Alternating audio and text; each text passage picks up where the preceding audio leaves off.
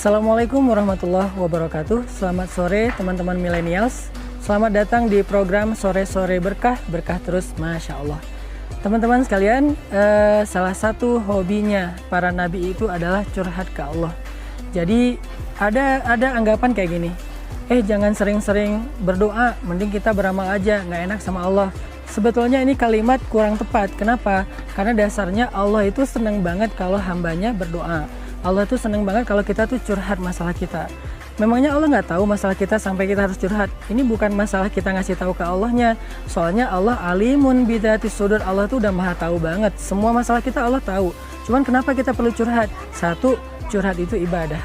Jadi ketika kita curhat, kita tuh kayak lagi membangun hubungan yang akrab dengan Allah. Dan Allah senang banget kalau kita akrab dengannya. Dan Allah bahkan sampai setiap malam sepertiga malam terakhir, Allah itu turun ke langit dunia, pengen dicurhatin sama hambanya. Sampai Allah bertanya, hal min taib, hal min dihajah, ada nggak hamba-hambaku yang pengen minta ampun? Ada nggak hamba-hambaku yang punya masalah yang pengen ditolong? Saking Allah tuh pengen dicurhatin. Bukan Allah kesepian, tapi Allah senang menolong hambanya. Allah senang mengampuni dosa hambanya. Allah tuh senang kalau misalnya hambanya ada masalah, Allah kasih jalan keluar. Tapi syaratnya kita curhat dulu sama Allah. Sehingga curhat itu bukan soal kita kayak lagi ngasih tahu Allah masalah kita apa, seolah-olah Allah nggak tahu. Tapi kita lagi belajar mendekatkan diri kepada Allah supaya lebih akrab. Kedua, curhat itu adalah doa. Dan doa itu adalah keajaiban. Sampai Nabi mengatakan, ad-doa silahul mu'min. Doa itu adalah senjata orang yang beriman. Sehingga kita hari ini akan bahas tentang curhat. Kapan sih kita harusnya curhat ke Allah? Satu, kalau kita tanya kapan, waktu yang paling baik untuk curhat ke Allah itu adalah ketika kita sedang beribadah. Saat kita lagi sholat, pas lagi sujud, itu tuh posisi paling akrab antara kita dengan Tuhan kita. Makanya kata Nabi, perbanyaklah curhat, perbanyaklah doa ketika lagi sujud. Tapi kan kita nggak ngerti bahasa Arab ya. Karena kalau dalam sholat itu nggak boleh pakai bahasa daerah, bahasa Indonesia, harus berbahasa Arab. Terus gimana caranya? Berarti kita cari ibadah lain di mana kita nggak harus pakai bahasa Arab, yaitu berpuasa. Mumpung kita lagi puasa nih, apalagi sore nih menjelang berbuka, itu waktu curhat yang paling keren banget. Allah tuh mendengar kita curhat, itu ibaratnya kayak kita lagi curhat sama teman. Itu dekat banget tuh jaraknya Allah dengan kita, terutama menjelang berbuka puasa. Jadi kayaknya nih tepat banget habisin waktu teman-teman di waktu sore kayak gini. Makanya istilah program kita itu adalah, nama program kita tuh Sore-Sore Berkah. Salah satu keberkahannya itu dengan doa.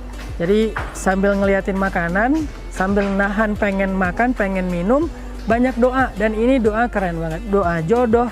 Siapa tahu beres Ramadan kalian udah nikah, atau nanti lebarannya udah ada pasangan halal gitu kan. Jadi pakailah waktu berpuasa, lagi ibadah menjelang berbuka untuk curhat sama Allah. Dua. Yang ketiga, kapan lagi waktu yang tepat kita untuk kayak curhat ke Allah? Tengah malam. Apalagi bulan Ramadan itu kan rata-rata kita bangun sahur ya. Karena kalau nggak bangun sahur lapar kan. Jadi kita kayak terpaksa gitu untuk sahur. Pas banget tuh, jangan bangun pas lagi subuhnya. Karena sahur itu pasti sekitar setengah jam, 1 jam. Apalagi buat cewek-cewek yang bantu ibunya untuk masak dulu di dapur.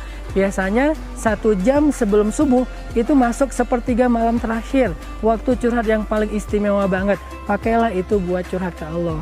Nggak apa-apa, nggak lama, mungkin 10 menit. Sholat 2 rakaat, beres sholat doa. Ya Allah, saya mau masuk kerjaan ini.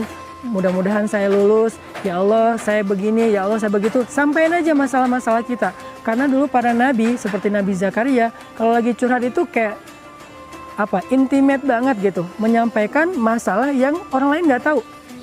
Jadi kalau lagi curhat ke Allah, teman-teman, jangan terlalu ngejaga rahasia ya, karena kan Allah maha tahu ya. Mungkin kalau ke teman kita kayak ngejaga rahasia, nggak enak kalau dibuka. Tapi kalau dengan Allah, buka aja. Ya Allah, saya tuh gini. Ya Allah, saya tuh lagi ngecengin si fulan.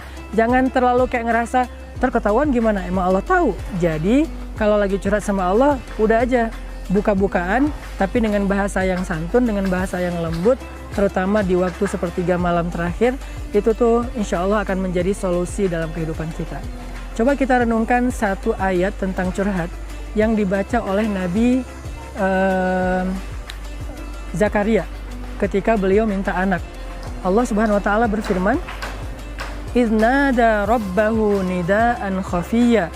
Ketika Nabi Zakaria berdoa kepada Tuhannya, curhat kepada Tuhannya dengan suara yang lirih. Nabi Zakaria bilang, ya Allah, saya udah tua, ya Allah, istri saya udah mandul, ya Allah, saya butuh penerus dalam dakwah. Kaum saya ini, orang-orang Bani Israel ini susah kalau nggak ada nabi yang mengurus mereka. Beri saya anak ya Allah. Curhat sepanjang malam. Selama berapa lama Nabi Zakaria curhat? Selama sekitar 50 tahun. Lama banget. Sampai akhirnya Allah memperkenankan curhatnya Zakaria dengan memberikan kepadanya anak yang keren banget bernama Yahya. Makanya jangan berputus asa dalam berdoa. Jangan berputus asa dalam curhat ke Allah. Karena Allah nggak pernah nolak doa dan curhat hamba-hambanya. Mudah-mudahan puasa kita, Ramadan kita menjadi solusi bagi kehidupan kita lewat curhat kepada Allah Subhanahu wa Ta'ala. Sampai jumpa di episode berikutnya.